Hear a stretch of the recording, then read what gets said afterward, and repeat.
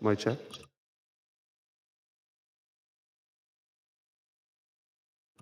Audio test, 2141.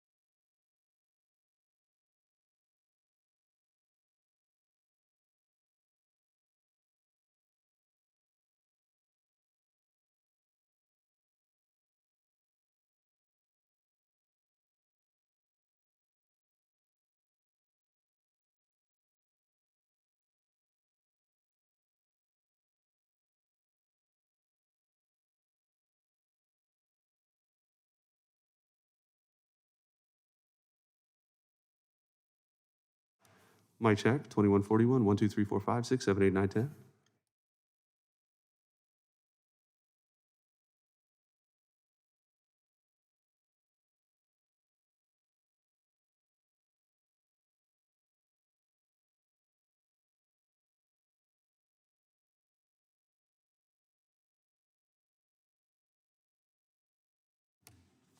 Mic check, 1, 2, 3, 1, 2, 3. 2141, House Recording Studio, testing the mic, 1, 2, 3, 4, 5, 6, 7, 8, 9, 10. All right.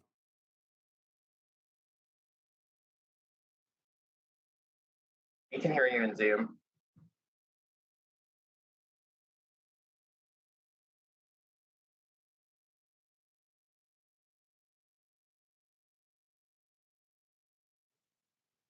Testing Zoom audio, house recording, 1, 2, 3, 1, 2, 3.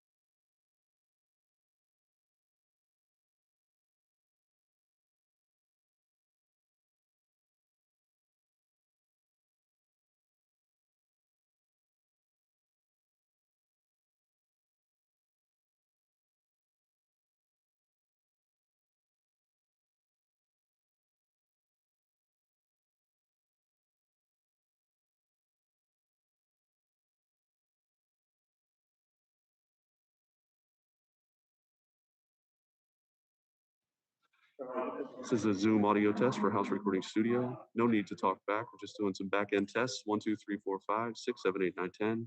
You see my name pop up there?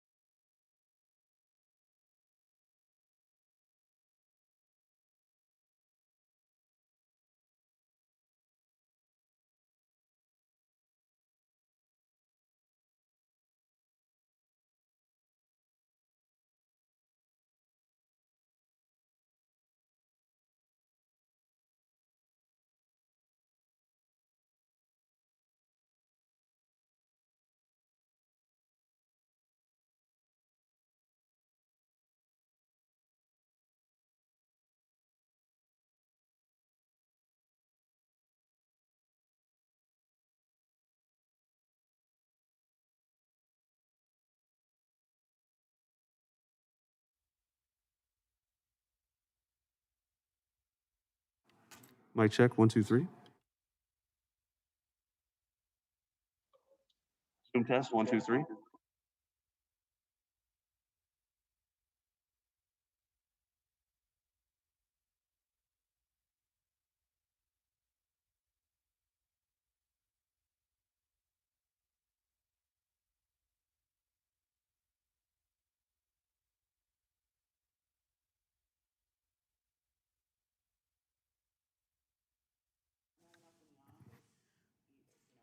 Jordan, can you hear me? This is Sierra. Yep, I can hear you. Thank you. You're welcome.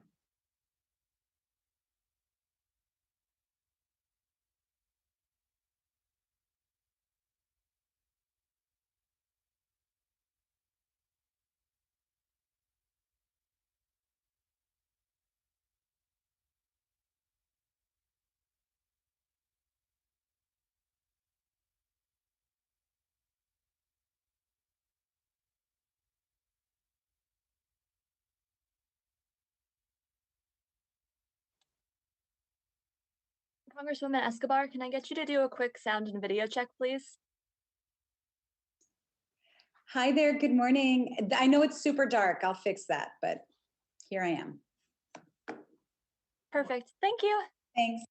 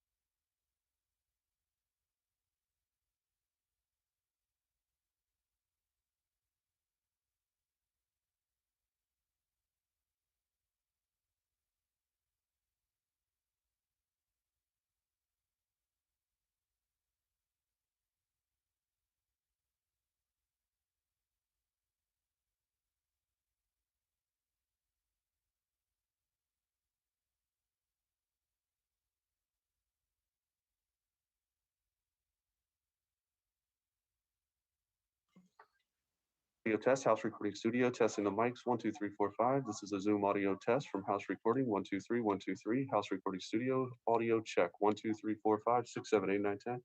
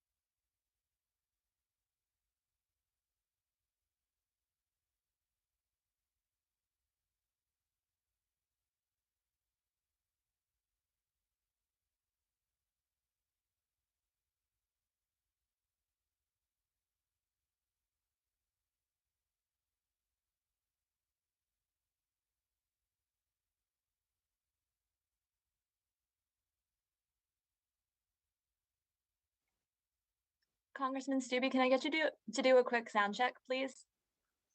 5, 4, 3, 2, 1. Sounds great. Thank you. Thank you.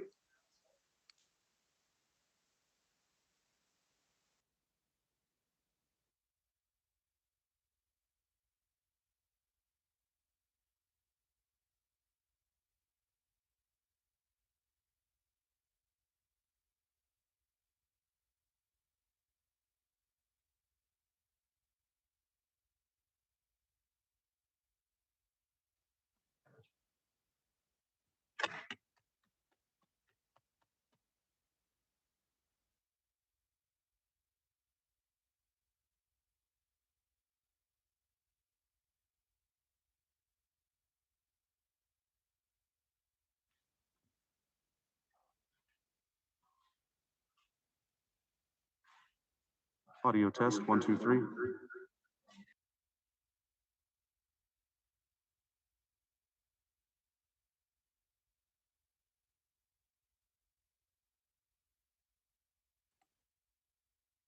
Congresswoman Scanlon, can I get you to do a quick sound and video check, please?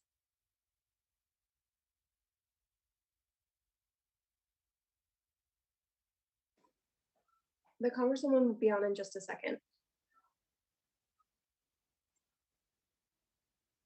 Okay, well, in the meantime, Congressman Gates, can I get you to quickly check your audio? Hello. Can you hear me? Yep, thank you. Thank you.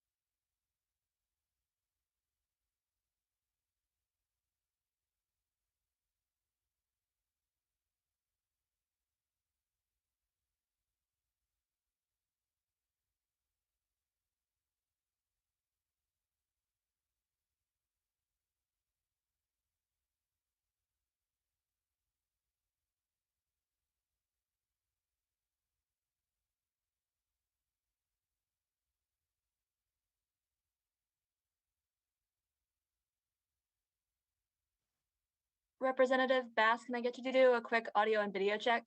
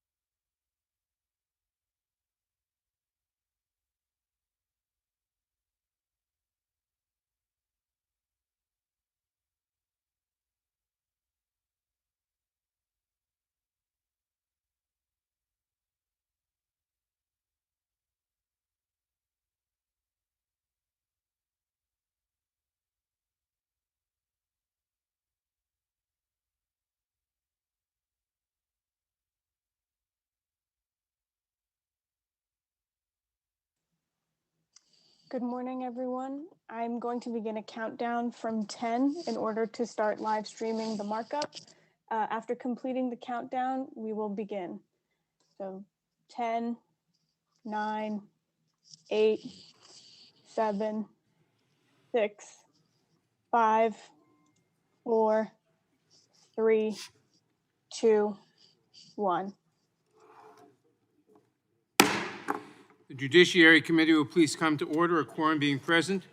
Without objection, the chair is authorized to declare recess at any time.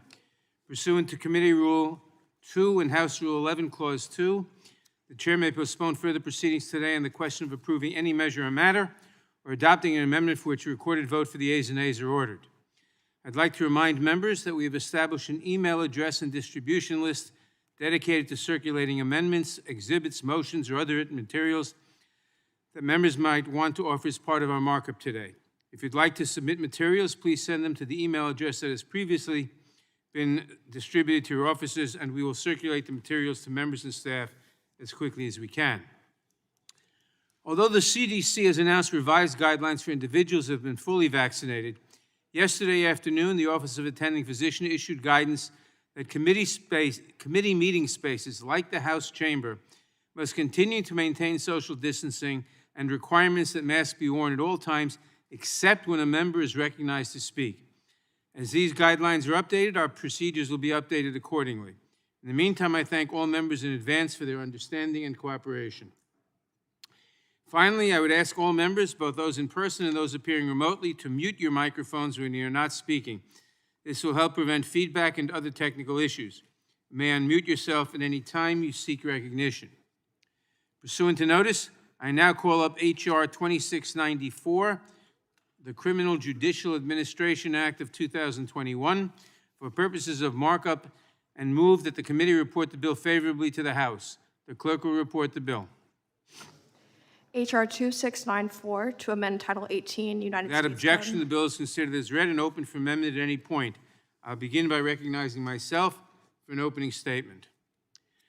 H.R. 2694, the Criminal Judicial Administration Act of 2021, is bipartisan legislation that makes two modest but important amendments to current law, promoting the efficient, effective, and fair administration of justice. The first part of this bill concerns out-of-custody criminal defendants, particularly those who are released pending trial and who live in communities that are located far from the courthouse where their cases are being heard. The majority of federal criminal defendants are detained pending trial. The U.S. Marshals Service is responsible for housing and transporting them to court hearings, including trial. Under current law, the court may order the U.S. Marshals to provide funds for a criminal defendant who is released pending trial but cannot afford the cost of travel to the location of the courthouse for required court proceedings. However, the defendant must fund their own way back home, and a defendant in this position is not able to receive financial support from the U.S. Marshals Service for subsistence such as lodging and meals. For an indigent defendant, these costs are sometimes insurmountable. For instance, a defendant from Hawaii who must attend a 2-week trial in the Southern District of New York would have to figure out how to pay for 2 weeks of lodging in New York City. Or a defendant released to live at home in the Navajo Reservation who has a pretrial hearing at the federal courthouse in Phoenix may not be able to afford gas for the 6-hour ride back home. For years, our federal courts have struggled with how to assist indigent defendants when they find themselves in these difficult situations. But unfortunately, the court's efforts have come up against the text of the statute. This bill would authorize courts, in the interest of justice, to order the U.S. Marshals to cover round-trip travel and subsistence for defendants who must attend court hearings, but who cannot afford to pay this on their own. The Judicial Conference has urged us to correct this grave unfairness, and I am pleased to see that we are finally doing so with this bill. The second part of this bill, concerning federal magistrate judges, is also supported by the Judicial Conference. Magistrate judges have trial jurisdiction over certain misdemeanors, except for Class A misdemeanors, for which the maximum sentence is up to 1 year in custody.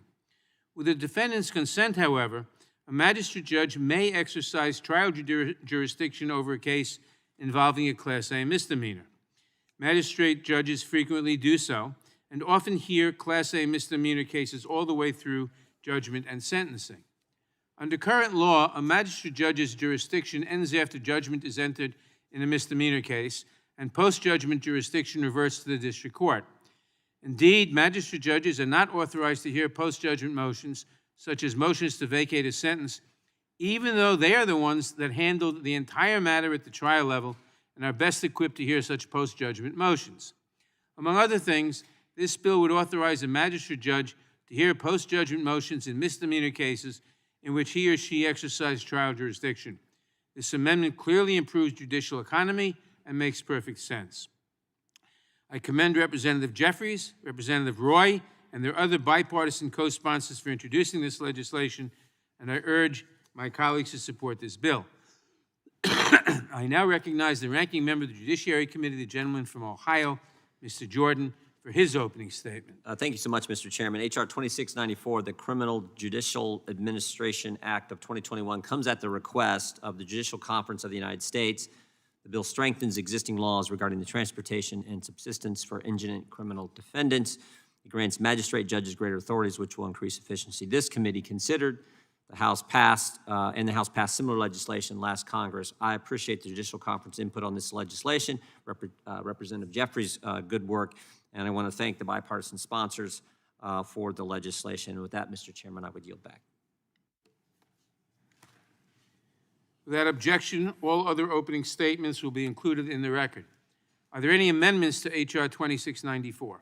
Move to strike the last word. For what purpose does the gentleman from New York seek recognition? Move to strike the last word. Gentleman is recognized. Thank you so much, Chairman Nadler and Ranking Member Jordan, for your leadership and support of this incredibly important, modest, but important piece of legislation. Today, we are here to mark up H.R. 2694, the Criminal Judicial Administration Act of 2021, a bipartisan bill which passed the committee in the House unanimously late last year.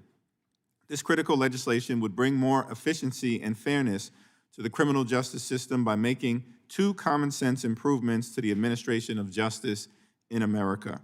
First, the bill would authorize courts to direct the U.S. Marshals Service to provide subsistence and return transportation to non-custodial defendants who are required to attend court proceedings but are financially unable to do so to cover the costs of their participation. There is a very small group of defendants who are not detained pending the outcome of their case and must travel to attend court proceedings. While the law currently provides subsistence and travel to these proceedings, there is a gap in the statute. H.R. 2694 would expand the statute to cover transportation, lodging, and food for defendants returning home from these proceedings. And of course, embedded in our great democratic republic is the principle of innocence until proven guilty. Second, the bill would authorize magistrate judges to decide post-judgment motions in misdemeanor cases in which they have already exercised trial jurisdiction. Magistrate judges try and sentence individuals in misdemeanor cases, but to consider a post-judgment motion, current law requires a referral by a district court judge or the party's consent. This precision would facilitate judicial economy and help reduce the caseloads of district judges by removing this requirement. The more efficient we can make our court system, the more effective it will be. These two non-controversial changes would meaningfully improve the ability of our federal courts to deliver justice to the people they serve and come at the recommendation of the Judicial Conference of the United States, the national policy-making body for federal courts, which supports this important and necessary effort. I thank the committee for considering this bill today and really thank the original co-sponsors of this legislation, Representatives Chip Roy, Hank Johnson, Kathy McMorris-Rogers, and Van Taylor for their bipartisan support. I yield back the balance of my time. Move to strike the last For what word. purpose does Mr. Roy seek recognition? Move to strike the last word. Gentleman is recognized. I thank the chairman. I won't take too long. I appreciate the gentleman from New York for leading on this legislation. I'm happy to join with him on this and as an original sponsor, as a former federal prosecutor in the Eastern District of Texas. I know full well what magistrate judges are capable of and be able to carry out the duties that this bill contemplates, which I think improve our judicial system significantly, and I was glad to support that with this backing, obviously, the Judicial Conference. And importantly, as the gentleman notes, with respect to the, I think, fairly modest but important changes with respecting to make sure that individuals are able to get transportation and be able to get to the judicial system, that it does enforce, first of all, the idea it'll save, I think, taxpayers money in the end, but that actually doesn't matter here, in my view, as much, and that this fiscal conservative rarely uses that statement, but when you're talking about due process, when you're talking about the rights of those, when you're using the power of the state to deprive people of liberty, even in the pursuit of justice, I think it is critical that we have these kinds of resources available to make sure that justice is carried out fairly and impartially. And I appreciate joining with the gentleman from New York on this issue, and I yield back. Does anyone seek recognition?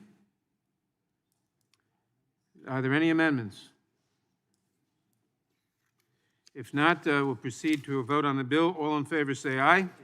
Aye. Oh, wait a minute. A reporting quorum being present.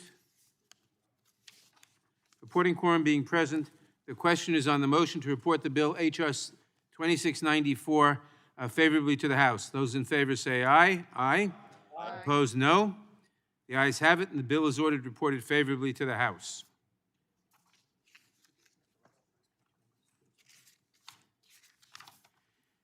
Members will have 2 days to submit views. Pursuant to notice, I now call up H.R. 2922, the Elder Abuse Protection Act of 2021, for purposes of markup, and move that the committee report the bill favorably to the House. The clerk will report the bill. HR 2922 to amend the Elder Abuse Prevention and Prosecution Without Act. objection, the bill is considered as read and open for amendment at any point. I will begin by recognizing myself for an opening statement. I am proud to support H.R. 2922, the Elder Abuse Protection Act of 2021, a bipartisan measure to establish the Elder Justice Initiative as a permanent part of the Department of Justice. The bill would also require the Elder Justice Initiative to post online materials for the public to identify elder abuse and report it, and it would charge the initiative with translating into Spanish the materials it prepares aimed at the public. In the months since this committee considered and approved this proposal by voice vote last Congress, elder abuse and elder fraud issues have continued to make national news. Sadly, we continue to see that physical abuse of the elderly can lead to premature death, debilitating physical limitations, and damaged psychological health. Emotional abuse can leave elderly Americans feeling fearful, depressed, and further isolated. Financial abuse can leave elderly Americans destitute and forced to make substantial adjustments to their lifestyle, and is particularly tragic as elderly Americans can see their whole life savings stolen away. The pandemic has only exacerbated these problems. For nearly a year, tens of thousands of seniors have lived in preventive isolation, making it more difficult for families and communities to address the emotional toll of elder abuse. Every community in the United States has been impacted by instances of elder abuse. A study in my home state of New York found that an estimated 1 in 13 elderly individuals had been victims of at least one form of elder abuse in the previous year. These numbers are astounding. Even worse, according to one study funded by the National Institute of Justice, elderly Americans who were victims of psychological, physical, or sexual abuse were almost 5 times more likely to be victimized again. The same study found that a lack of social support for victims of elder abuse was a uniquely predictive factor for depression, general anxiety disorder, and poor health. We must do more to interrupt the cycle of elder abuse. Preventive measures like those in H.R. 2922 must be expanded now. Unfortunately, existing efforts to address this issue have not been adequate to the task. Making available elder abuse resources that are accessible to all Americans is critically important. In 2016, the Department of Health and Human Services estimated that the Latino population in the United States aged 65 and over was almost 4 million. This is approximately 8% of the overall population of those aged 65 and over in the United States. To meet the needs of the Latino population, H.R. 2922 mandates that public materials on the Elder Justice Initiative website be translated into Spanish. Providing these translated resources will not only help Spanish-speaking older Americans find needed resources, but will also strengthen family bonds by educating Spanish-speaking caretakers to spot warning signs of abuse. In recent years, Congress has moved to enact legislation to help focus federal and local law enforcement efforts on elder abuse. In 2017, Congress enacted the Elder Abuse Prevention and Prosecution Act to prevent and curtail elder abuse and to improve law enforcement's response to victims of elder abuse and exploitation. Our colleague, Representative Ted Deutsch, was a leader in the House effort to enact that law. H.R. 2922 continues these efforts by permanently authorizing the Elder Justice Initiative to ensure that it can continue performing its important work and by empowering older Spanish-speaking Americans and their families with the resources they need to reduce elder abuse. Elder justice and protecting the rights of older Americans historically has been a bipartisan effort, and I am pleased that this legislation continues in that tradition.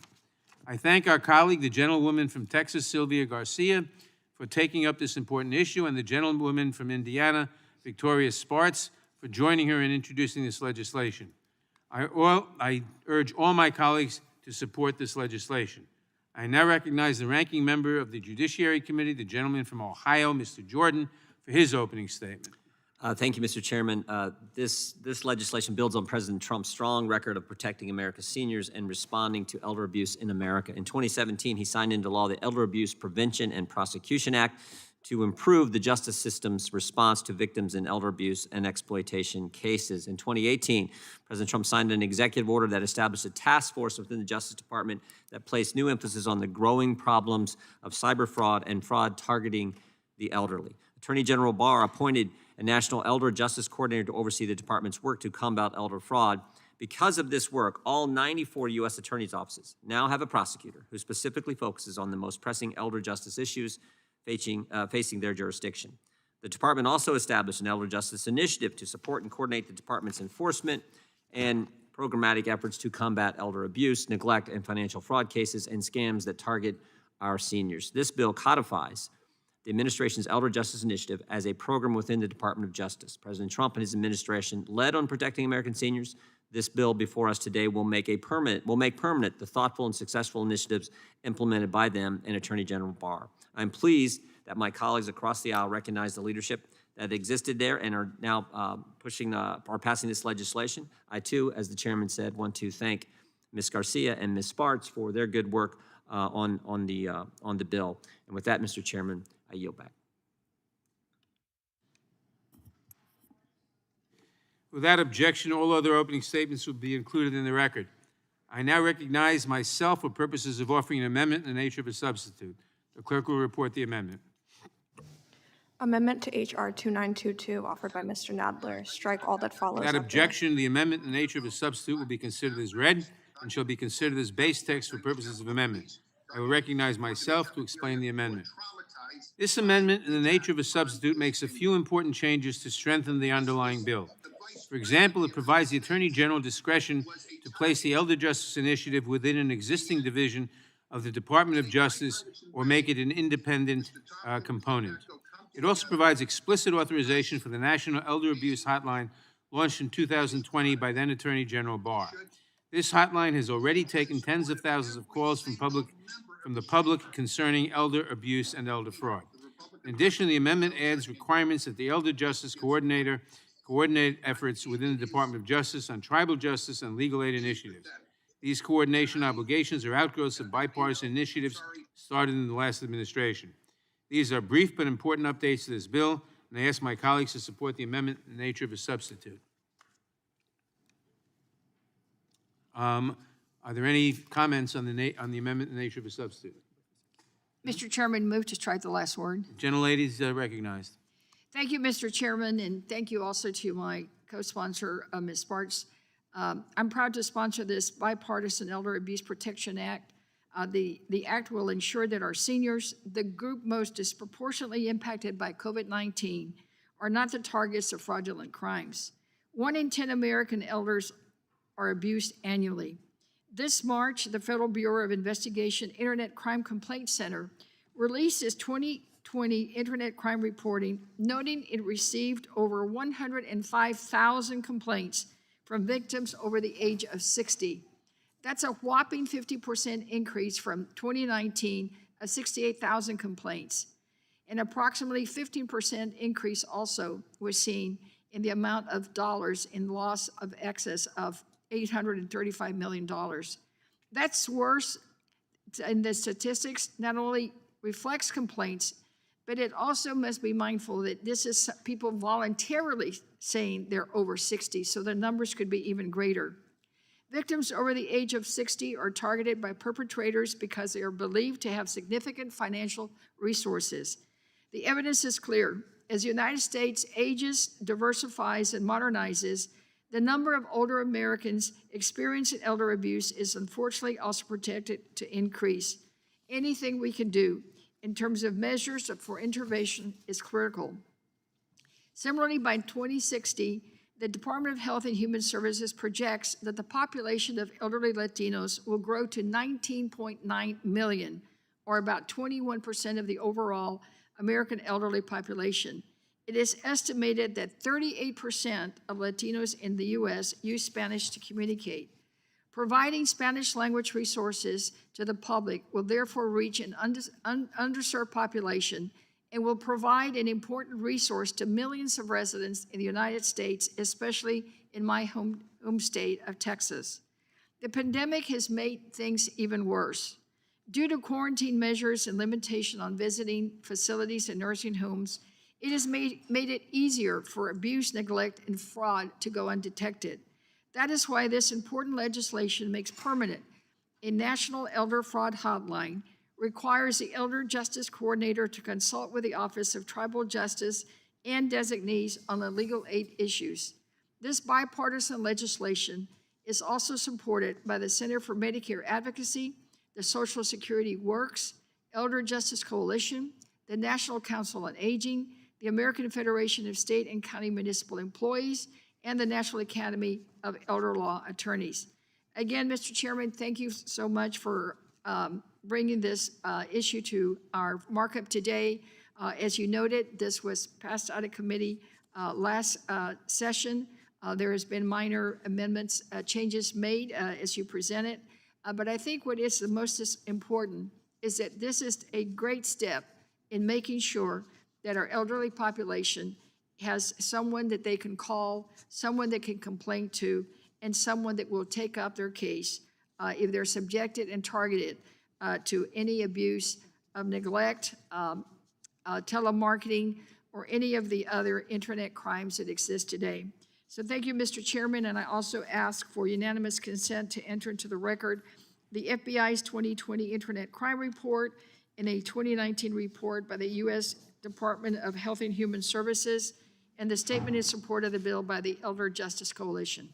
Without objection, for what purpose does Ms. Sparks seek recognition? Mr. Chairman, I move to strike the last word. Gentlelady is recognized. Thank you, Chairman Nadler and Ranking Member Jordan, for bringing the Elder Abuse Protection Act to markup today. And thank you to Congresswoman Garcia. Can you hear me okay? Mr. Chairman? Yes. Okay, I thank you, Mr. Chairman, for including this bill in the markup, and I thank Representative Garcia. for Mr. her Chairman, I'm leadership. still having difficulty hearing. Will the gentleman suspend, please? Sure.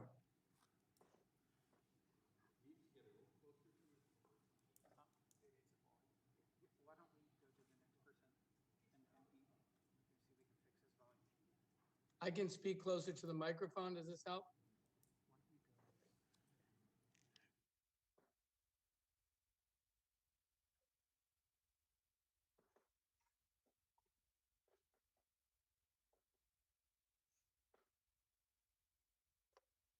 We have a technical issue we're trying to fix.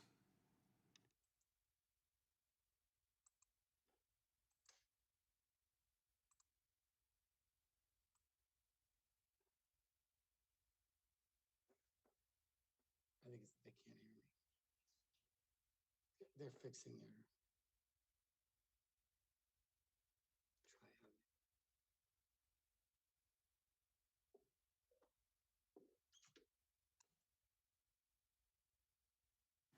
Yeah, David, check your microphone. We're checking your Okay, microphone. Can you hear me now? Chairman Nadler? Still very, very, very soft. Hold on. Okay.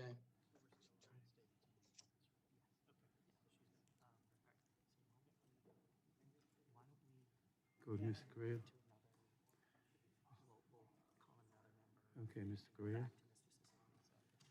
Yeah, pending resolution of the technical difficulties, I'll call on Mr. Correa now. For what purpose does Mr. Correa seek recognition? Strike the last word. With that, the gentleman is recognized. Thank you, Mr. Chairman. I want to thank you and our colleagues for bringing this legislation forward. Our elders, our greatest generation, our grandparents and parents that built this nation, as they retire, they all what they want to do is live their last years as golden years. The vast majority of our seniors are, of course, on fixed income. Our seniors are the most vulnerable in our population, most vulnerable to being abused and victimized by criminals, some strangers, and sometimes even their own family members. And sadly, many of these seniors do not report the crimes when they are victimized. And many of our seniors already live isolated lives, and many more have another barrier, the language barrier, the cultural barrier. And of course, again, more seniors not reporting their crimes. As they stay silent, as they suffer quietly, we cannot let this situation happen. I want to thank you, Chairman Nadler, or my colleagues for bringing this legislation forward. We must do everything we can as Congress members to assure that our seniors are protected and that their precious life savings that they're relying on to retire are preserved. With that, Mr. Chairman, I yield. For what purpose does Mr. Fitzgerald seek recognition? Mr. Chair, I have an amendment at the desk. Reserve a point of order. Point of order is reserved. Point of order. Point of order is reserved. David's here now. Point of order is reserved. Point of order is reserved. Clerk will report the amendment.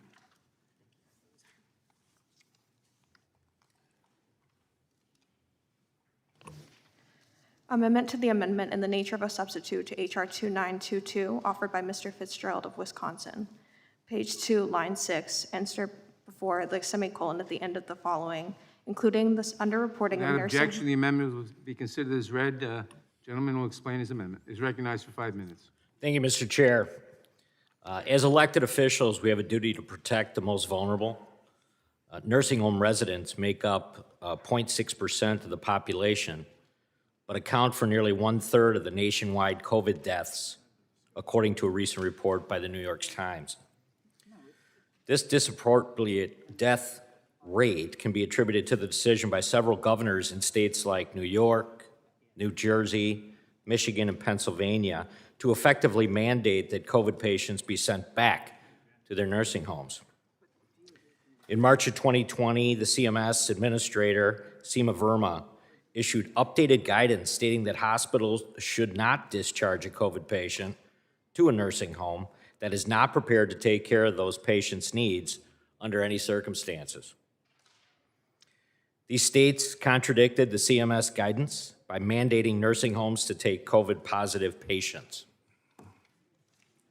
In my own state, Wisconsin, Governor Evers and his administration quietly revised the numbers of nursing home patients who died of COVID-19 by nearly 1,000 deaths. These actions resulted in a tragic loss of life that is unacceptable and was largely avoidable. This amendment would add the underreporting of nursing home deaths related to COVID-19 and any improper use of a political office to shield a political donor who is a nursing home executive from a civil action related to COVID-19 at a nursing home to the responsibilities of the elder justice coordinators. I think it's time we take action specifically on this item, and I would urge my colleagues to support this amendment, and I would yield back. I also ask for a recorded vote. The gentleman yields back. I withdraw my point of order. Point of order is withdrawn. I would oppose, I'll recognize myself for a statement in opposition to the amendment. I would oppose the amendment because it really deals with a different subject. the bill we're talking about deals with elder care. The amendment deals with health care. And I don't see that we should combine the two subjects as they're not directly related to each other. I yield back. Does anyone else seek recognition on the amendment? For what purpose? Mr. Issa, for what purpose does Mr. Issa seek recognition? Strike last word. Gentleman is recognized. Thank you, Mr. Chairman. And along with striking last word, I want to include the breadth, because of the breadth of elder abuse, I want to include, without unanimous consent, that the following articles be placed in the record. One is entitled, Con Artists Intensify Their Telephone Scam Efforts in Pandemic. The second is Spam Calls Annoying and Getting Worse. The third, How Robocallers Outwitted the Government and Completely Wrecked the Do Not Call List. And the third one is, New FTC Data Shows Consumer Report Losing $200 million in romance scams alone in 2019. Without objection. Thank you, Mr. Chairman. Mr. Chairman, on the underlying bill, nothing could be more important than to do everything we can to protect our elderly population and populations that are in many ways vulnerable that may not necessarily even qualify as elderly. There are many people who are impaired in any number of ways that find themselves answering their cell phone every day to endless scams. For more than 2 decades, or for 2 decades now, I have watched the Federal Trade Commission, the Department of Justice, the Security Exchange Commission, and the FCC each bounce the ball back and forth, telling this and other committees that they somehow lack the jurisdiction, the authority, or that they're doing all they can, or in some cases that they don't have enough money. So although I intend on voting for the underlying bill and I look forward to its passage, I want to make a point to the committee chairman that hopefully will be well taken, and that is that only through not just this bill, but a comprehensive review by those and other enforcement agencies for how it is that over 2 billion calls in some days and over 1 billion calls every day come to all of us, including the chairman, I have no doubt, completely circumventing laws that we have previously passed and with little or no consequences. There are multiple committees of jurisdiction in the Congress, but there is no committee with more direct responsibility for privacy and protection against fraud than this committee. And I would ask that in addition to today's markup, that we schedule all or even more than all of the names I just gave to come before this committee and begin to figure out how we can craft legislation that would once and for all effectively reduce or eliminate the kind of phone calls that come in both to our elderly and to others and constantly take their retirement and their security and their peace of mind away from them. And I thank the chairman for yielding. I look forward to supporting the legislation, but I wanted to make sure that we got this into the record, and I yield back. The gentleman yields back. For what purpose does the gentleman from Rhode Island seek recognition? Mr. Chairman, I move to strike the last word. Gentleman is recognized. Mr. Chairman, I oppose the amendment for exactly the reasons you described, and I think it's regrettable that we would attempt to politicize the deaths of seniors from COVID-19. So I urge my colleagues to oppose the amendment, and I rise in strong support of the underlying bill and thank Congresswoman Garcia for her leadership in introducing H.R. 2922, the Elder Abuse and Protection Act, and Ms. Sparks for co-sponsoring this bill. Reports estimate that as many as 1 in 10 elders are abused every year, but only 1 in 23 cases are actually reported. Protecting and caring for our loved ones who once supported and cared for us is one of our most honorable responsibilities. In 2018, a team of Brown University students conducted a year-long investigation that found in my state that 87% of those charged with elder abuse offenses between 2000 and 2017 did not go to prison for those crimes, leaving their elderly victims vulnerable to repeated attacks. Stay-at-home orders and quarantine directives have made it increasingly difficult for families to check on their older relatives, making it even more likely for fraud and abuse to go undetected. With our senior citizens disproportionately affected by this pandemic, it's especially urgent that we do all that we can to protect our loved ones from terrible crimes. Scammers who deceive a grandparent that their grandchild is in trouble and needs money must be held accountable. Imposters who pose as Internal Revenue Service agents to trick an elder into paying money they do not owe must be held accountable. Fraudsters who offer tech support assistance and claim to fix viruses detected on the victim's computer and collect money for fraudulent services must be held accountable. The Elder Abuse and Protection Act promotes justice for vulnerable seniors by making the Elder Justice Initiative a permanent office within the Department of Justice Criminal Division. That Elder Justice Initiative is charged with combating elder abuse, neglect, and financial fraud and scams that target our nation's seniors. Under the Elder Abuse Act, elder justice coordinators who work closely with the United States Attorney's Office are charged with evaluating training models and best practices to create publicly available material for local law enforcement and public officials tasked with investigating, interacting with victims of elder abuse, or addressing elder abuse. The Act requires publicly available materials and resources for local law enforcement and other professionals who work to investigate and seek justice on behalf of victims of elder abuse. It reemphasizes the need for culturally appropriate resources by requiring the Attorney General's Office to translate materials into Spanish and help educate the public to prevent crimes of financial fraud against our seniors. Again, I urge my colleagues to support this excellent bill, and with that, Mr. Chairman, I yield back. The gentleman yields back. For what purpose does the gentleman from Ohio seek recognition? Thank you, Mr. Chairman. Strike the last word. Gentleman is recognized. Thank you, Mr. Chairman. We're politicizing deaths. The gentleman from Rhode Island just said that the gentleman's amendment from Wisconsin is an attempt to politicize the deaths. For months, the governor of New York sent COVID-positive patients back into nursing home, 9,000 of them. And as a result of that, people died. And then they withheld that information from the Trump administration, withheld it until after President Trump left office. And why would they do that? For political reasons. And yet we're the ones who are trying to, you got to be kidding me. This is a darn good amendment to a darn good bill. We should adopt it. We should get the information. This makes so much sense, but to accuse us of that when in fact it was just the opposite, and anyone with any common sense understands that is just frankly not appropriate. I would yield to the gentleman who's the sponsor of the amendment, the gentleman from Wisconsin, if he would like to respond. The gentleman is recognized.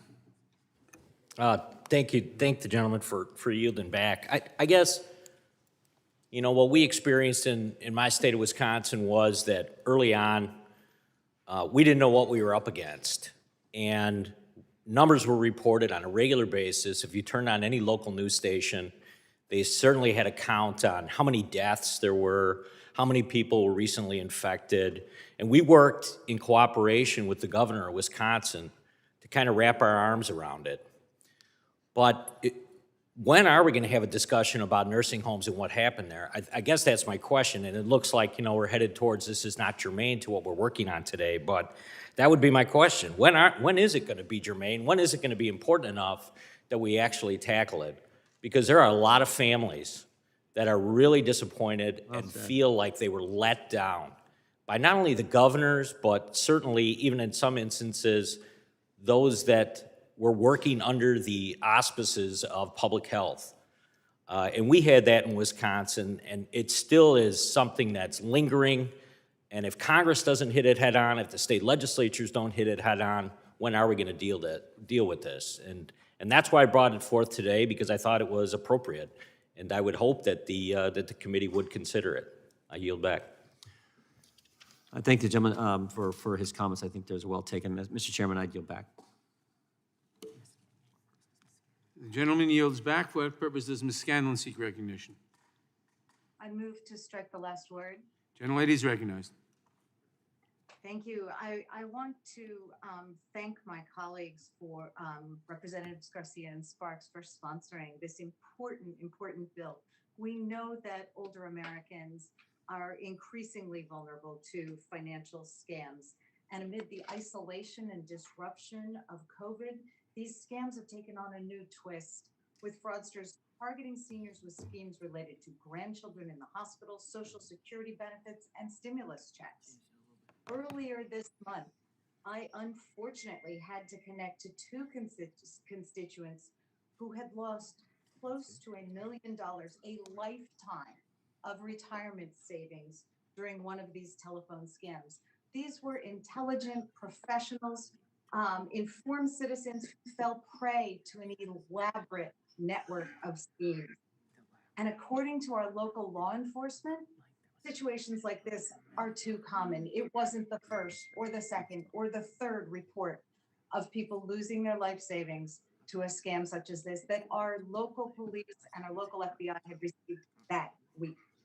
So it's heartbreaking that this couple lost hard-earned life savings to a scam, and unacceptable that our older citizens are consistently targeted. We need to do everything we can to counter the rise of these scams and protect our seniors from fraudulent schemes. And this bill will provide accessible resources aimed at preventing this kind of financial exploitation. You know, after decades working as a board member and volunteer with our legal services community, I also know how important access to legal aid is. And this bill will help vulnerable seniors who are victims of abuse and fraud to access critical legal advice. So again, I applaud my colleagues for introducing this legislation, and I look forward to supporting its passage out of this committee. With that, I yield back.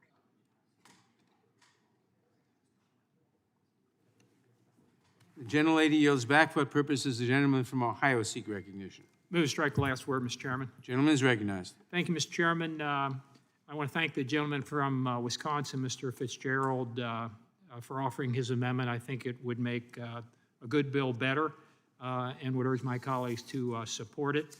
As to the underlying bill itself, I want to thank Representatives Garcia and Sparks for introducing this legislation, which I support, to further protect our nation's seniors from fraud and abuse. I want to note that in just a few short weeks, on June 15th to be exact, we will celebrate World Elder Abuse Awareness Day.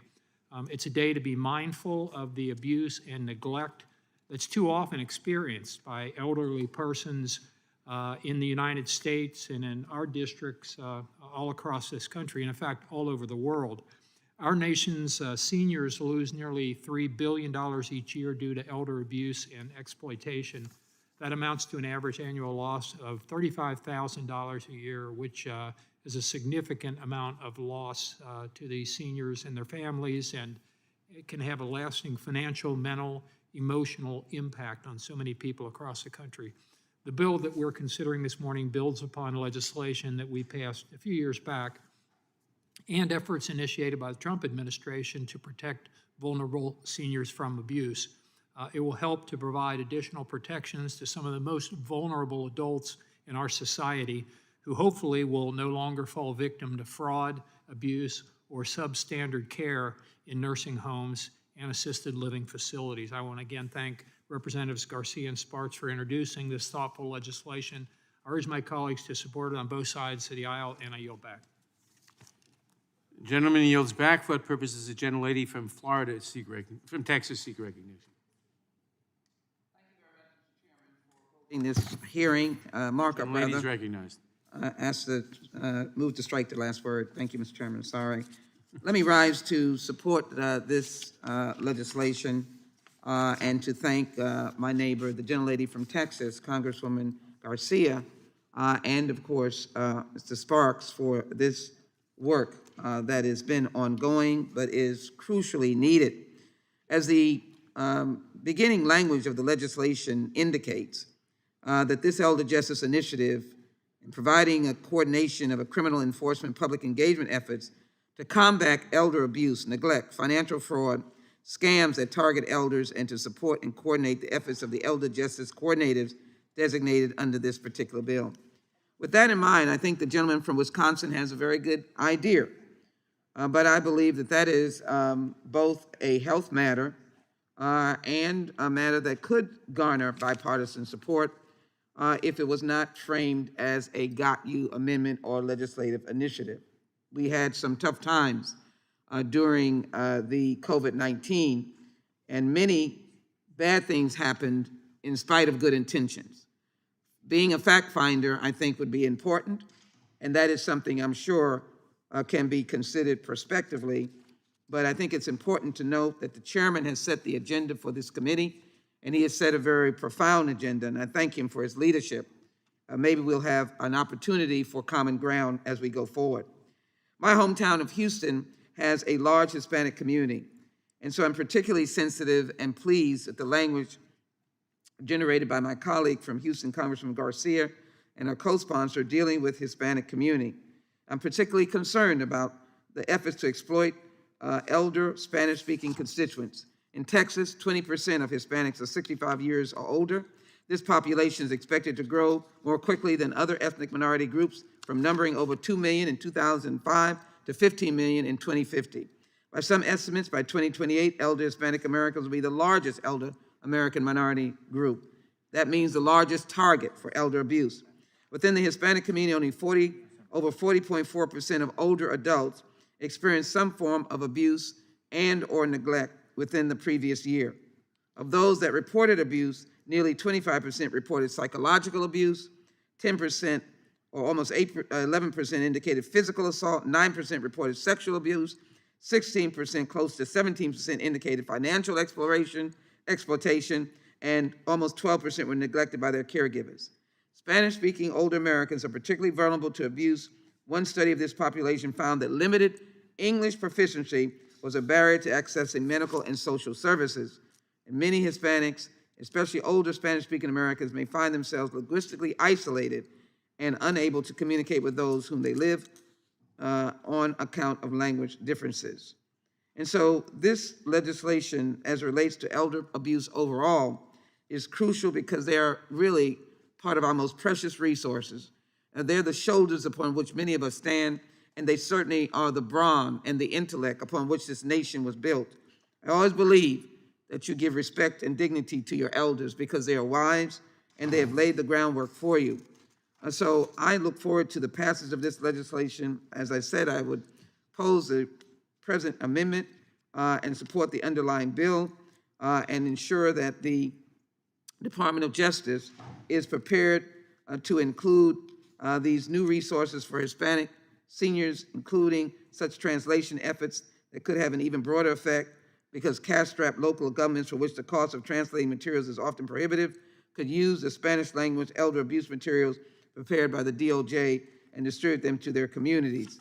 To be isolated, to be targeted, as all of our seniors are, with all kinds of scams that come over the telephone. I have received scams, and I am fully in touch of saying that our Social Security is under federal investigation, and we need to immediately give our Social Security number over the phone. Can you imagine being language challenged, hearing a screaming person over the phone indicating that you're about to be arrested? What an outrage. And so this is a very important initiative, including the hotline. I thank my colleague for bringing it, and as well, thank Chairman Nadler for having this on our agenda today, and ask my colleagues to support the elder abuse legislation before us today, H.R. 2922. I yield back. Gentlelady yields back. For what purpose does Mr. Roy seek recognition? I'm going to strike the last word. Gentleman is recognized. I thank the chairman, and I'm glad that we're having a conversation in this committee on this important issue. I believe that there's generally bipartisan support for the underlying matter. I do want to rise in support of my friend from Wisconsin's amendment, because I think it's important. And, you know, we're talking about elder abuse, and I'm trying to figure out what could abuse the elderly more than shoving them into nursing homes in the middle of COVID, and then potentially having some of our top public officials in this country then lying about the facts surrounding that. I mean, in what universe is that not relevant when we're talking about elder abuse? I would note that the governor of New York on March 25th issued an executive order that shoved more people, more elderly, back into nursing homes. And then later, of course, there's the issues about then the veracity and the truth of the information being shared by the governor. On March 20th of last year, I wrote an op-ed in the National Review that said we need to get our country back to work on a date certain. At the same time, if you go back and look, I launched an effort in my district to try to protect the elderly, encourage people to go help the elderly, make sure people are being protected in the nursing homes, because it was clear to me, and it was clear to anybody who knew what was going on with the virus, that the elderly were particularly susceptible to the illness, and that we shouldn't shut our economy down, kill small businesses, shove our kids into the back rooms of corners of schools, put masks on them and scare the heck out of them And instead, we should protect the most vulnerable among us. Instead, we chose a different path in many respects, and now we're facing the consequences of 100,000 small businesses that have been closed. We're seeing mental health issues rising. We're seeing children who are having more and more issues. We're seeing higher suicide rates. So I think the gentleman raising this issue is actually important, because what we saw coming out of, at least with respect to the governor of New York, is highly problematic.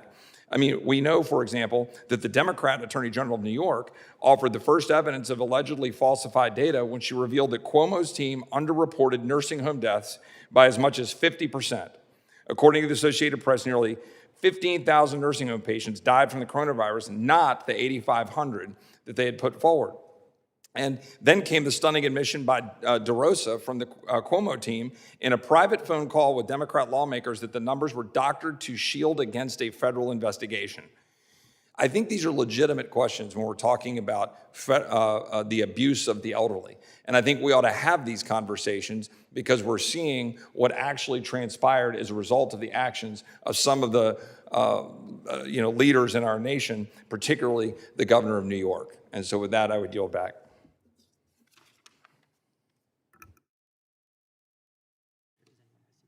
The gentleman yields back. For what purposes Mr. Tiffany seek recognition?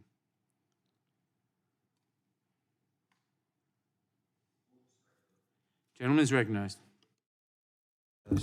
Move to strike the last word. Thank you very much. Gentleman is recognized. Mr. Chairman. I rise in support of the amendment from the gentleman from Wisconsin. And just a quick note, I worked with Representative Fitzgerald for years in the Wisconsin State Legislature, and as you're about to find out here today, as well as over the last few months, that he is very thoughtful in how he goes about his work. You don't see the bombast, stuff like that. I mean, this amendment is germane to what we're doing here, and he has brought this forward in a very thoughtful manner, and I thought he gave very good reasoning of why this amendment should be, that it should be taken up and it should be passed. And it is all about accountability. And I think about a couple of the words that were said on the other side of the aisle that I thought were very appropriate in describing this bill. They pointed out, used words like heartbreaking, protect. What better can we do to prevent the heartbreak of what happened to people that were forced into nursing homes in New York, Pennsylvania, Michigan, other states? We still don't know all the answers in Wisconsin as far as what happened there, as far as the numbers being revised recently. And it is nothing but heartbreaking for those people who suffered that loss. And when they look in the rearview mirror and they say, wow, this could have been done differently, that they could have been protected. And so I think this measure is all about accountability. And it is something that's so important for us to do in this legislative body, is to make sure that people are accountable for their actions, if for no other reason, and probably for the most important reason, is for the future, so we don't make the same mistakes in the future. I yield back. The gentleman yields back. For what purposes does Ms. Garcia seek recognition? I move to strike the last word. Gentleman is recognized.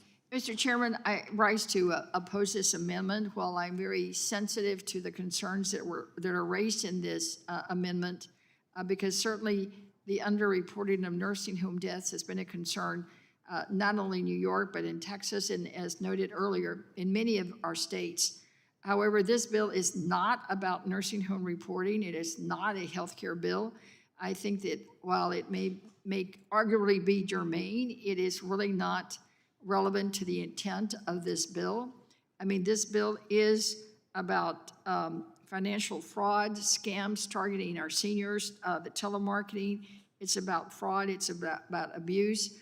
It's not about nursing homes. I think this is an amendment, and frankly, probably a good topic for a good bill in another committee of jurisdiction, but it would not be in this committee. So with that, I urge all my colleagues to oppose this amendment. Does anyone else seek recognition? If not, the question occurs on the amendment. All in favor say aye. Aye. Opposed, no. No. No. Mr. Chair, I'd ask for a recorded vote. Recorded vote is requested. The clerk will call the roll. Mr. Nadler. No. Mr. Nadler votes no. Ms. Lofgren. No. Ms. Lofgren votes no. Mr. Cohen. Mr. Cohen votes no. Ms. Jackson Lee.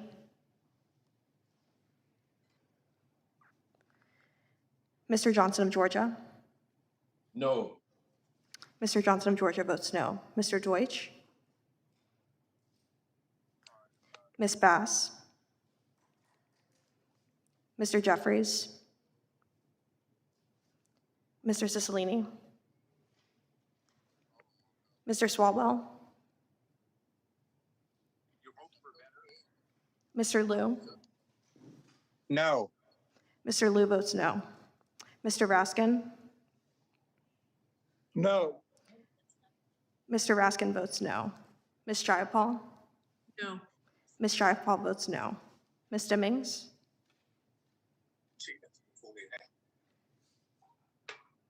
Mr. Correa. Mr. Correa votes no. Ms. Scanlon. Scanlon votes no. Ms. Scanlon votes no. Ms. Garcia. Garcia votes no. Ms. Garcia votes no. Mr. Neguse. No. Mr. Neguse votes no. Ms. McBath. Mr. Stanton. Stanton votes no.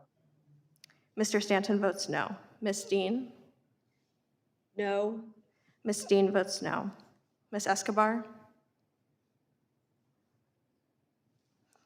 Mr. Jones. Ms. Ross. Ross votes no. Ms. Ross votes no. Ms. Bush. Bush votes no. Ms. Bush votes no. Mr. Jordan. Mr. Jordan votes yes. Mr. Shabbat. Mr. Shabbat votes aye. Mr. Gomert. Mr. Gomert votes aye.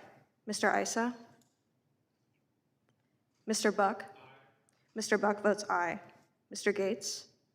Aye. Mr. Gates votes aye. Mr. Johnson of Louisiana. Mr. Johnson of Louisiana votes aye. Mr. Biggs. Mr. Biggs votes aye. Mr. McClintock. Aye. Mr. McClintock votes aye. Mr. Stube. Yes. Mr. Stube votes yes. Mr. Tiffany. Mr. Tiffany votes aye. Mr. Massey. Mr. Massey votes aye. Mr. Roy.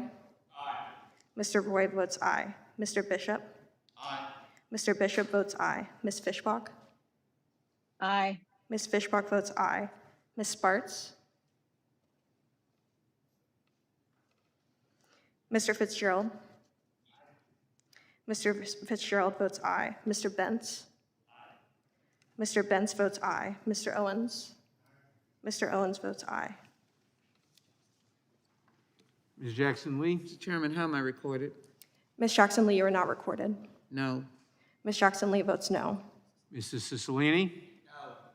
Mr. Cicilline votes no. Ms. Demings? Mr. Swallow recorded? Ms. Stemmings votes no. Ms. Stimmings votes no. Mr. Swalwell? Swalwell's a no. Mr. Swalwell votes no. Mr. Chairman, how am I Mr. recorded? Swalwell, you have to turn on your video. That was Stephanie, sorry, one second. Swallow votes no. Mr. Swalwell votes no. Bass? Ms. Bass? Bass votes no. Ms. Bass votes no. Escobar? Ms. Escobar? Escobar votes no. Ms. Escobar votes no. Ms. McBath? McBath votes no. Ms. McBath votes no. Are there any other members who haven't voted who wish to vote? The clerk will report.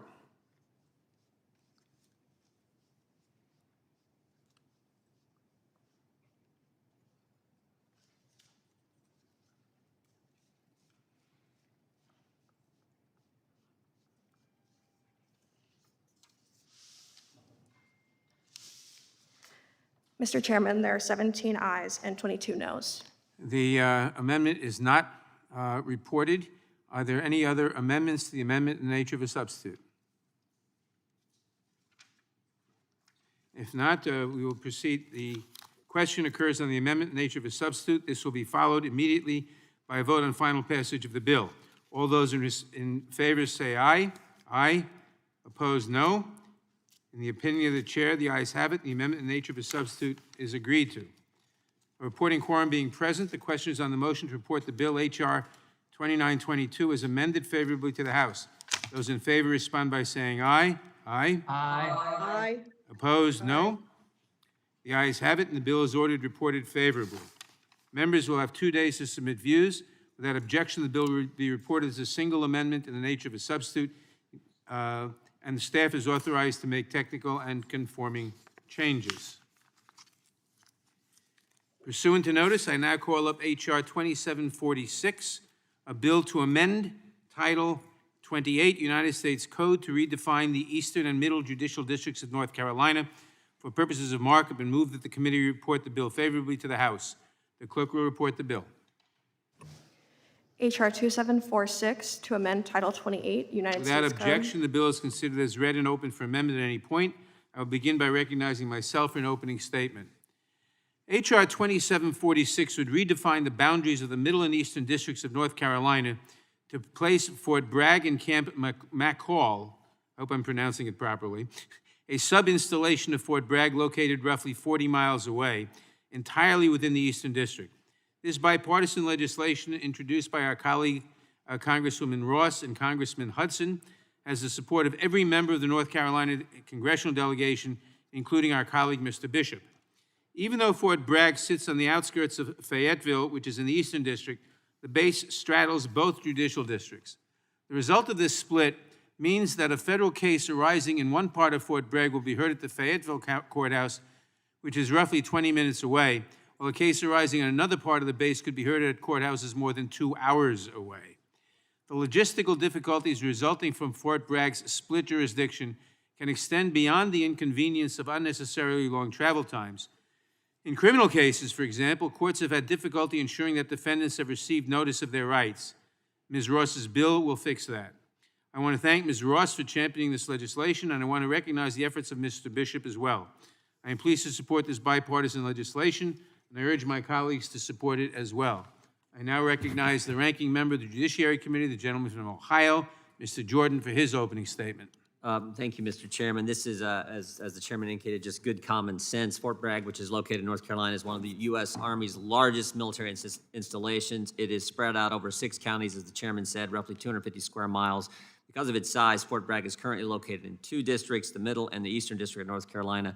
And this split, as the chairman has indicated, is it's just inconvenient for courts and for defendants.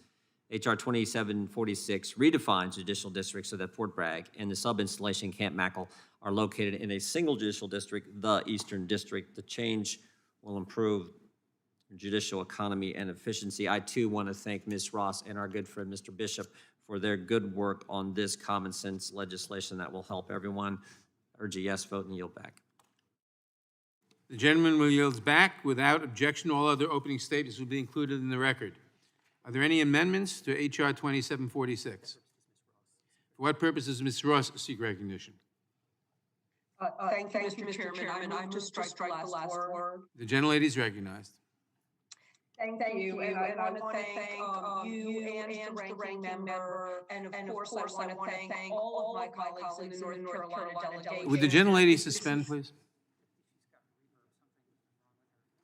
There's something, there's reverberations, something's wrong with the sound.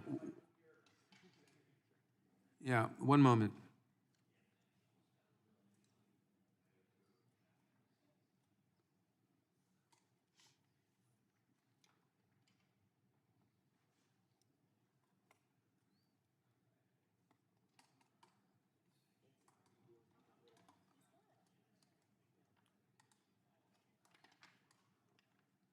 And I can go down.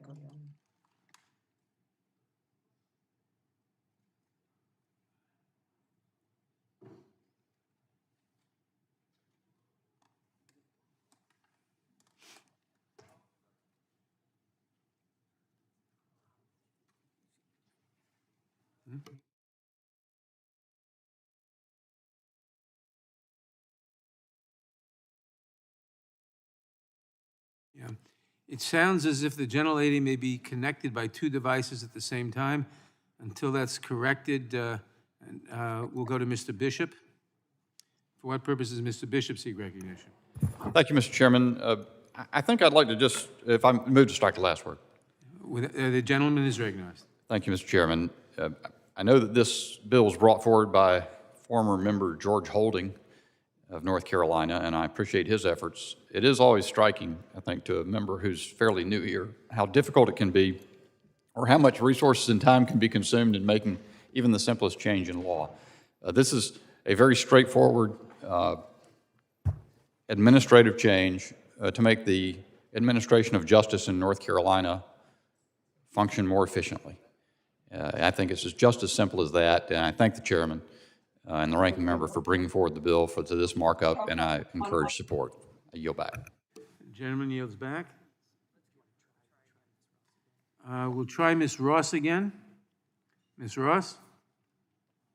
Thank you, Mr. Chairman. Can you hear me now? Suspend, please. It's not fixed yet. Okay. Yeah. Okay, never mind that. Recognize Ms. Ross. Mr. Chairman, can you hear me now? Yes. Thank you. I just wanted to point out, in addition to the facts that you've shared, that this is also bicameral legislation supported by both of our senators, and it is supported by all of our judges. I'm sorry, Ms. Ross. Suspend. It's just not working.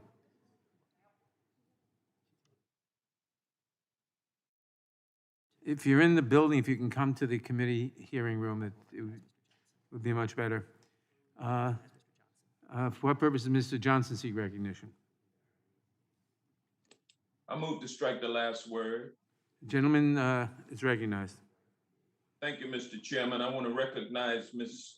Ross, my colleague and member of the court's subcommittee, which I have the honor of chairing, for championing this bill. This is an important piece of legislation that is an exercise of Congress's constitutional obligation to ensure that the federal courts are serving the ends of justice in a way that enables efficiencies for the people who the courts serve.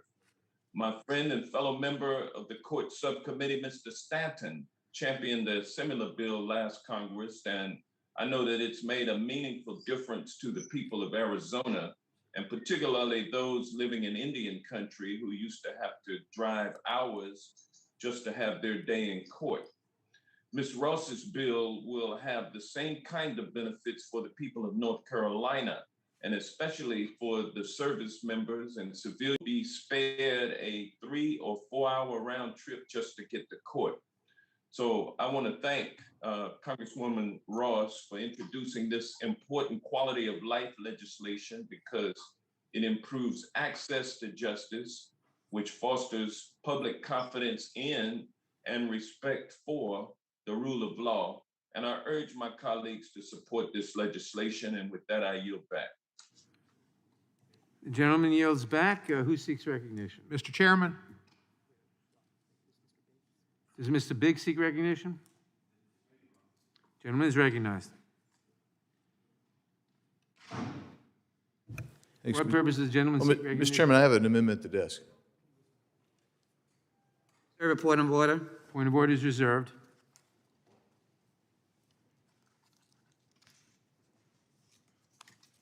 Clerk will report the amendment. Mr. Chairman, can the second point of order be reserved? Now that I've seen it, I also reserve. Multiple points of order are reserved. I'd like to reserve one as well, Mr. Chairman. So. I don't think you qualify. Gentleman is recognized. Thank you, Mr. Chairman. And I support the underlying bill, and I support the rationale that my friend from Georgia just said, that the Congress' duty is to ensure that the federal courts ensure justice and efficiencies for the people who are served by those courts. I'm offering this amendment here because I think it is relevant to Congress making some adjustments in North Carolina. We need to make some adjustments in the biggest circuit in the world that stretches from the equator to the Arctic Circle. that is more than 3 times the size geographically and population-wise of any other circuit. It is so big that you can't get an en banc hearing that is normal. Because we have so many judges, what they'll do is they will just pick willy-nilly from a hat. And that's where you go for en banc.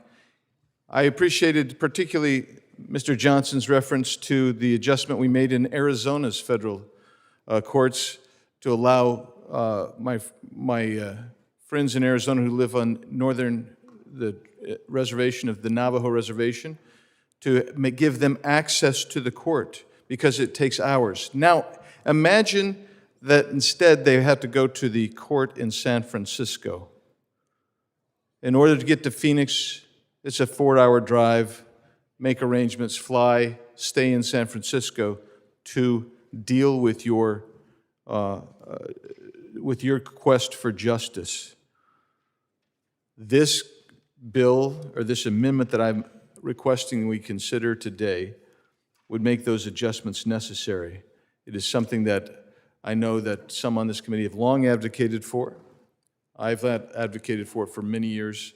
It is something that I think is relevant, it's germane, it works, and it gets to the underlying purpose of what Congress does. Make sure that, in this committee in particular, make sure that the people have access to justice in our federal courts with efficiency, just as the gentleman from Georgia said. And so with that, Mr. Chairman, I'd urge support and passage of this amendment.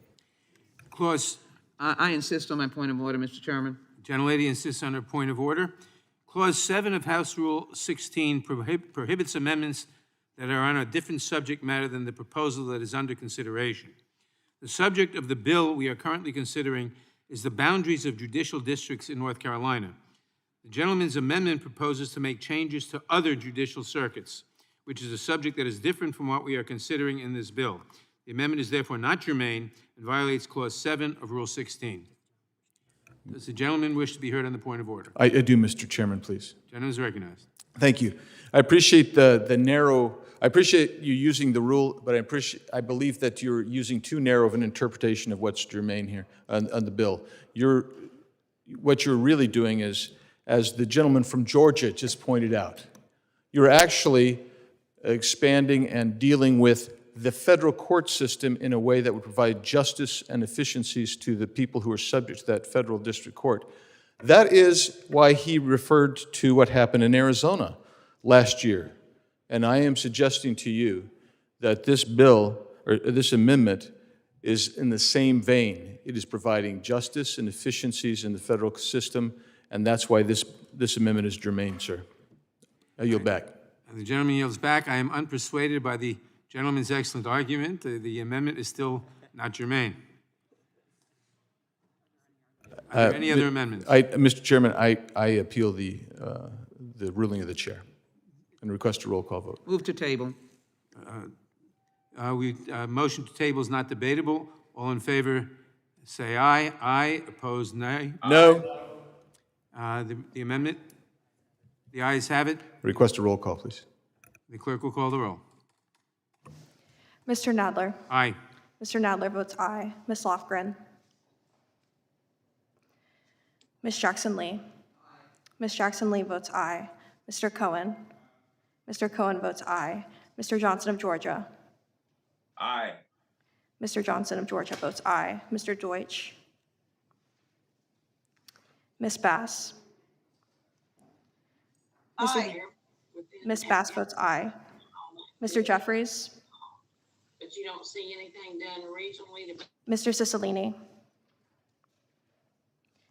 Mr. Swalwell. Yes. Mr. Swalwell votes yes. Mr. Liu. Mr. Raskin. Aye. Mr. Raskin votes aye. Ms. Jayapal. Aye. Ms. Jayapal votes aye. Ms. Stimmings. Aye. Ms. Stimming votes aye. Mr. Correa. Mr. Correa votes aye. Ms. Scanlon. Aye. Ms. Scanlon votes aye. Ms. Garcia. Aye. Ms. Garcia votes aye. Mr. Neguse. Ms. McBath? Mr. Stanton?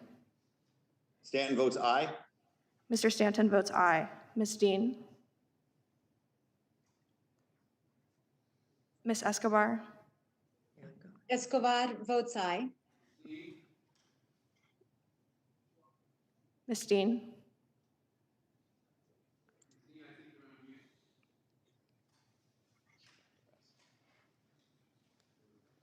Mr. Jones?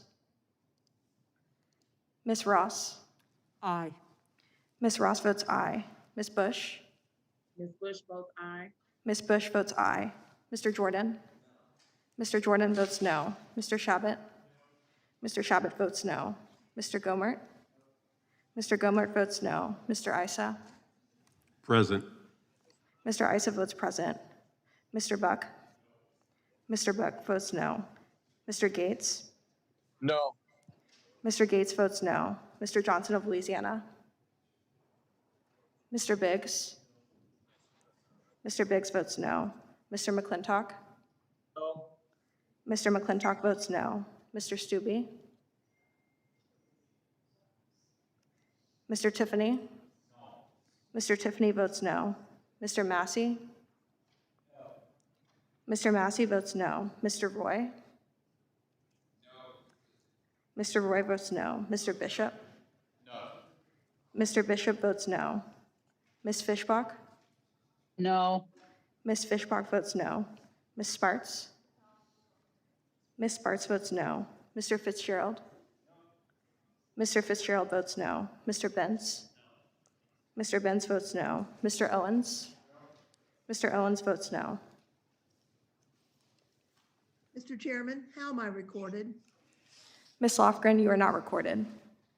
Aye. Ms. Lofgren votes aye. How's McBath recorded? Ms. McBath, you are not recorded. McBath votes aye. Ms. McBath votes aye. How is Johnson recorded? Mr. Johnson of Louisiana? Mr. Johnson of that's correct. Louisiana, you are not recorded. Johnson votes no. Mr. Johnson of Mr. Louisiana Chairman? votes no. How is Ted Lieu recorded? Mr. Liu, you are not recorded. I vote aye. Mr. Liu votes aye. Ms. Dean?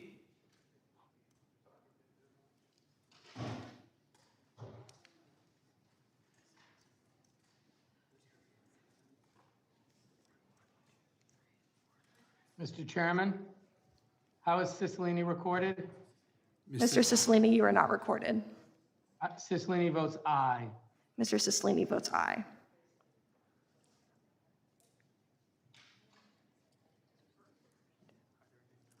Are there any other members who haven't voted who wish to vote?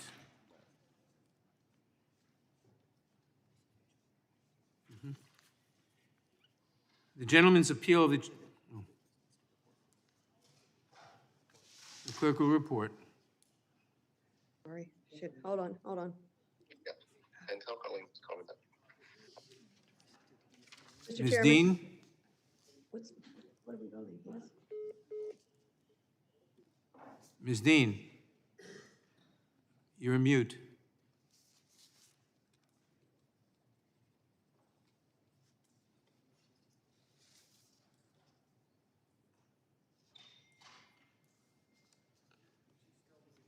Ms. Dean, you're on Mr. mute. Chairman, how am I recorded? Ms. Dean, you are not recorded. Mr. Chairman, my apologies, it's Madeline Dean, how am I recorded? Ms. Dean, you are not recorded. You're not recorded.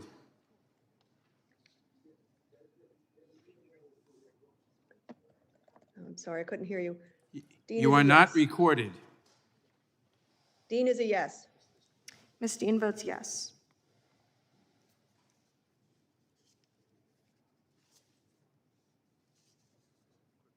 Clerk will report.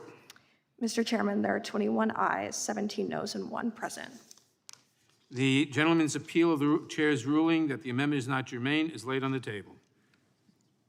For what purpose does Ms. Ross seek recognition?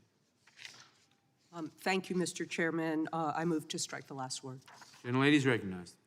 I want to thank you, Chair Nadler, and then Chair Johnson for bringing up this bipartisan, bicameral bill for the committee's consideration. You've heard about it both from the chairman and from my colleague, Congressman Bishop, and we were in the same law school class together, so I think it's kind of fun that we're here together doing a piece of joint legislation. But this is a very important bill for the service members at Fort Bragg, for the administration of justice, and for our judicial system.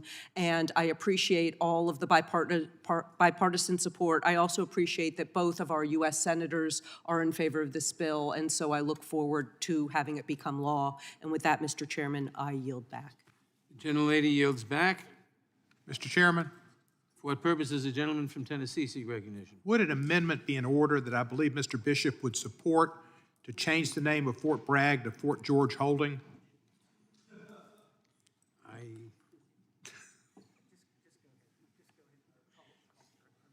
I withdraw. Are there any more amendments?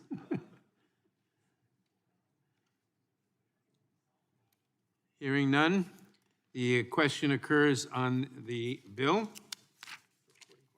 A reporting quorum being present.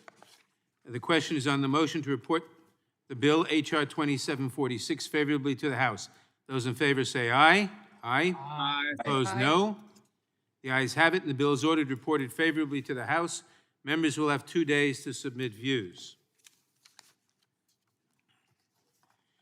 Pursuant to notice, I now call up H.R. 3239, a bill to make improvements in the enactment of Title 41 United States Code into a positive law title and to improve the code for purposes of markup, and move that the committee report the bill favorably to the House. The clerk will report the bill.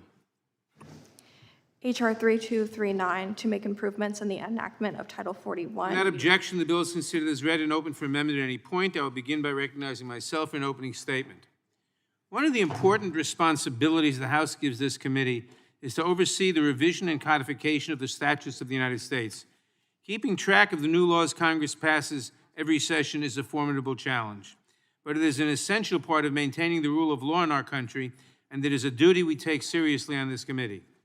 The body of federal law is so large and complex at this point that it would be almost completely unmanageable without the United States Code.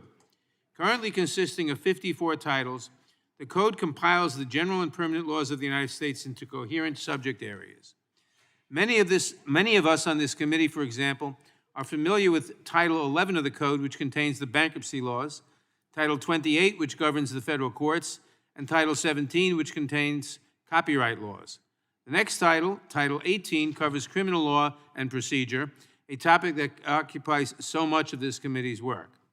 The Code makes our federal laws accessible both to the government officials who work to fairly administer them and to the private citizens who seek the benefits or relief the laws provide them. The Code did not appear magically out of thin air. Congress created it in 1926, and since that time, it has been painstakingly constructed and updated by expert lawyers working under the supervision of the House. We all owe a great debt to the Office of Law Revision Counsel, whose attorneys ably carry out their statutory mandate to develop and keep current an official and positive codification of the laws of the United States while maintaining strict impartiality as to legislative policy. H.R. 3239, offered by the gentleman from Wisconsin, Mr. Fitzgerald, and the next bill we will consider, H.R. 3241, offered by the gentlelady from Missouri, Ms. Bush, are amendments to the U.S. Code prepared by OLRC. Pursuant to the law governing their work, OLRC has submitted these bills to the Judiciary Committee for our consideration. These two bills contain amendments related to two titles Congress recently enacted into positive law, Titles 41 and 54. They contain purely technical changes that update the U.S. Code to reflect the new status of these titles. I want to make it very clear that these bills do not change the meaning or effect of existing laws.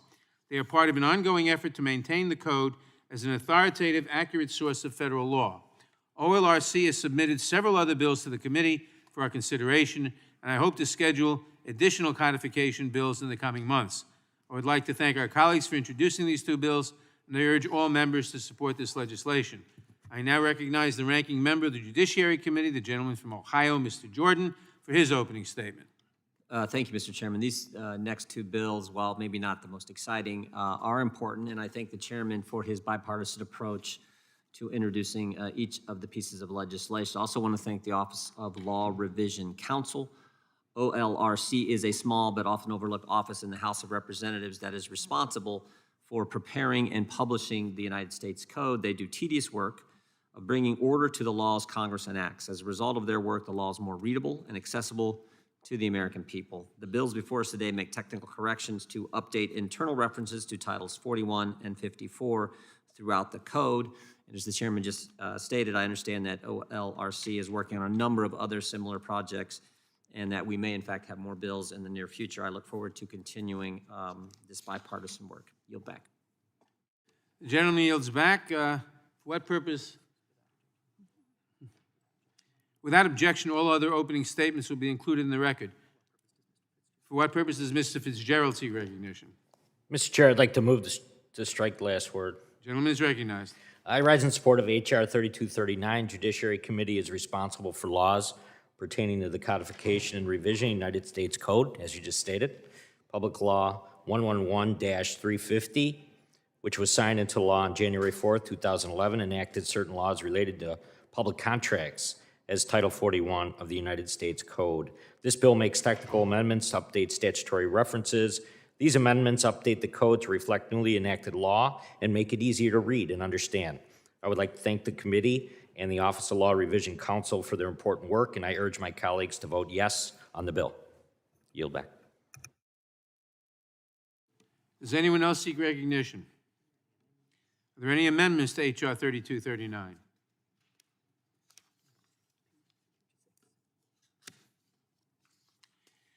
A reporting quorum being present, the question is on the motion to report the bill H.R. 3239 favorably to the House. Those in favor say aye. Aye. Opposed, no. The ayes have it, and the bill is ordered reported favorably to the House. Members will have 2 days to submit views. Pursuant to notice, I now call up H.R. 3241, a bill to make improvements in the enactment of Title 54 United States Code into a positive law title and to improve the code for purposes of markup, and move that the committee report the bill favorably to the House. The clerk will report the bill. H.R. 3241, to make improvements. Without in the objection, the enactment. bill is considered as read and open for amendment at any point. I'll begin by recognizing myself for an opening statement. As I explained during consideration of H.R. 3239, this bill has been prepared by the Office of Law Revision Counsel and makes a number of technical changes to update Title 54 of the United States Code while making no substantive changes in law. I thank the gentlewoman from Missouri, Ms. Bush, for introducing this legislation. I urge all members to support it. I now recognize the ranking member of the Judiciary Committee, the gentleman from Ohio, Mr. Jordan, for his opening statement. Mr. Chairman, I would just say ditto to yours and yield back. The gentleman yields back. Without objection, all other opening statements will be included in the record. For what purpose does Ms. Bush seek recognition? I move to strike the last word. Gentlelady is recognized. Thank you, Mr. Chairman. This bill to improve Title 54 regarding the National Park Service and related programs would ensure that there is uniformity in the U.S. Code. It is vital for a country governed by rules and procedures that our laws be accurate and consistent. In my hometown of St. Louis, the Gateway Arch is a national park, home to the iconic St. Louis Arch, and it is governed and coordinated by the National Park Service and relies on what's written down in the U.S. Code. The bill will add in a purpose statement that, for example, acknowledges the urgency of preserving the Underground Railroad and recognizing its importance and the many, many sacrifices made by those people, my ancestors, who used the Underground Railroad so that they could be freed from tyranny and oppression, and the many courageous people who helped them. These technical fixes, while discreet, ensure that our laws and codes are up to date and readily available for our constituents, our courts, and practitioners to use. Thank you to the members of OLRC and all of my colleagues for their work on these legislative efforts. Thank you, and I yield my time. Gentlelady yields back. Does anyone else seek recognition? Are there any amendments to H.R. 3241? Reporting quorum being present, the question is on the motion to report the bill H.R. 3241 favorably to the House. Those in favor say aye. Aye. Opposed, no. The ayes have it, and the bill is ordered reported favorably to the House. Members will have 2 days to submit views. For what purpose is Ms. Jackson-Lee seek recognition? Chairman, I'd like to strike the last word. Yeah, The bill has already been reported. it's a journal. It'll be- The gentlelady is recognized. Thank you so very much, Mr. Chairman. I was unavoidably detained, and I wanted to ensure my support for H.R. 2964, the Criminal Judicial Administration. Having federal courts in my district specifically, I want to acknowledge the importance of providing indigent resources or resources for indigent witnesses and others as relates to court dates of individuals that are not in custody. That's a very important part of judicial administration. I want to congratulate Mr. Jeffries. I want to congratulate Congressman Ross for the economies of scale in dealing with the question of providing access to our enlisted men and women or men and women on Fort Bragg to make sure that they can access the federal court in a reasonable period of time. I want to bring to the committee's attention a particular procedure that most members are not aware of. And let me also thank Mr. Johnson for his great leadership of this committee and his ranking member dealing with the administration of courts. Also acknowledge Congresswoman Bush for any time I hear the words Underground Railroad, I know that this is an important initiative to clarify and ensure that this historic train of freedom is always included in front and center. Thank her for her leadership.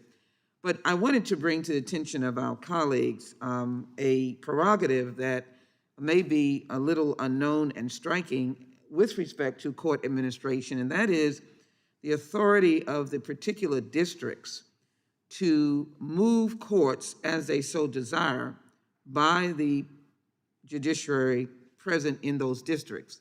Meaning if you have a very, very large district, such as the Southern District, the unnoticed right of judges to precipitously pick up and move a court that has been established in one city or locale versus another.